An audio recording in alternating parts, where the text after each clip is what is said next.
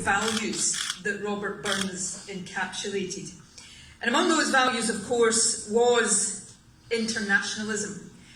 Robert Burns was a staunch internationalist. It is not possible to read his works and come to any other conclusion. He had an intense interest not just in what was happening here in Scotland during his lifetime, but also in the revolutions in France and the United States. And of course he famously, memorably wrote of the day when man to man the world o'er shall brothers be, for all that.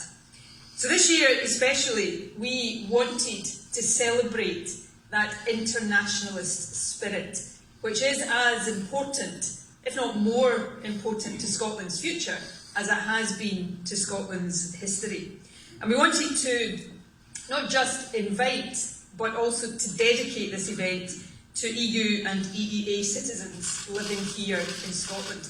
And this event today gives me the opportunity to say again to every single person from another country in Europe or further afield who has chosen to come and live in Scotland, thank you. Thank you for doing us the honour of choosing Scotland as your home.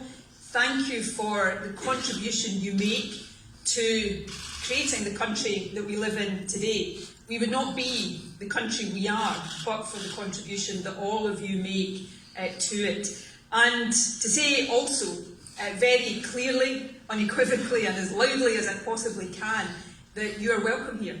This is your home. It is as much your home as it is my home, and we want you to stay in Scotland. And that message from the Scottish Government will be consistent and unwavering, no matter what lies ahead of us over the weeks and months to come. Of course, saying all of that at this time is important, but it is also particularly poignant. Because, as all of us know, and most of us, many of us, possibly all of us in this room deeply regret, the UK will leave the European Union at the end of this month. That, as I say, is something I deeply regret, and I know that regret is shared by many across our country, but it is also an outcome that Scotland did not vote for. This country has again and again rejected the very idea of Brexit. And there are many reasons for that. Most people in Scotland, I think, recognise that while the European Union is not perfect, EU membership does bring us very real, tangible and significant benefits. But more broadly, I think, people in Scotland, wherever they might come from, like the idea of Scotland working internationally with other independent countries across Europe and the world for the common good. That internationalist spirit recognises that in the modern interconnected world that we live in today, no one country can face up to and address the challenges we face, climate change being the obvious but not the only example of that. Scotland is a proudly European nation. We share historic ties with countries across the continent, and in recent decades those ties have grown even stronger through membership of the EU. Freedom of movement has played a big part in that. It has given people from Scotland the chance to live in and make a contribution to other countries, and it has of course allowed Scotland to attract people from across Europe to work, study and to live here. And as First Minister, I know how much that has benefited this country. I see it on a daily basis. I see it in my own constituency on the south side of Glasgow, and I see it in virtually every part of our country. I see the incredible contribution that EU citizens make to our public services, to our colleges and universities, to our businesses and to our communities, and to the very sense of who we are as a country and what we want to offer here at home and internationally. Your presence has enriched every aspect of life in Scotland. It has helped to make us a stronger, fairer and more prosperous society. And that's something that the Scottish Government hugely values, and that is why we have and continue to make it such a priority to persuade you to and to help you to stay here in Scotland. For example, ever since the EU referendum, we've urged the UK Government to provide certainty on your future. We said that people should not have to apply to retain the rights that they currently have, and we've repeatedly called on the UK Government to guarantee those rights by enshrining them in legislation.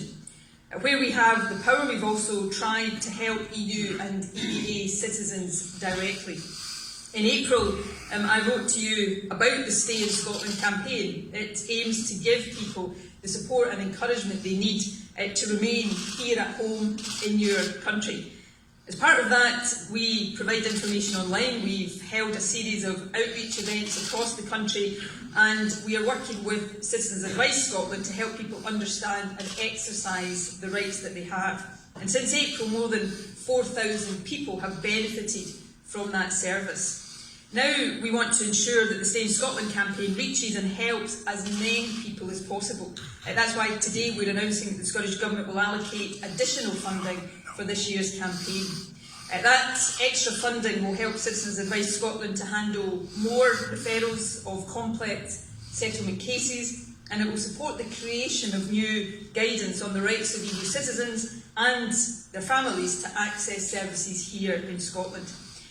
I hope that additional funding, which, in the grand scheme of things, is not a massive amount of money, but I hope it makes a real practical and tangible difference.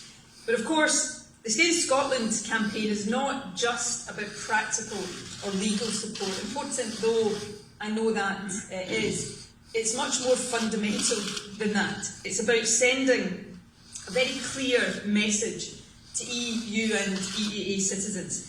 And it is the same message that I first delivered on the morning after the Brexit referendum just across the road in Bute House, and it's the one I've reiterated this morning. But I take the view that you can't say this often enough. This is your home. Scotland is your home. You will always be welcome here. We're honoured that you've chosen to live here, and we want you to stay. And this Burns celebration is a chance for us to re-emphasise that message and to thank you for the contribution that you make to Scotland. But of course, Burns Night is also a great excuse to have fun, which in Scotland we don't need much excuse for that. It's also a time to enjoy some fantastic food, and I know you're probably eager to do just that.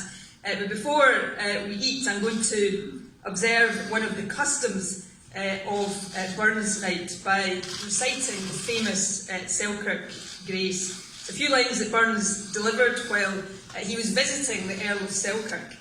The Earl asked Burns to say grace before dinner, and he did so with these words: "Some hae meat and canna eat, and some would eat that want it. But we hae meat and we can eat, and say the Lord be thanked." Thank you all very much.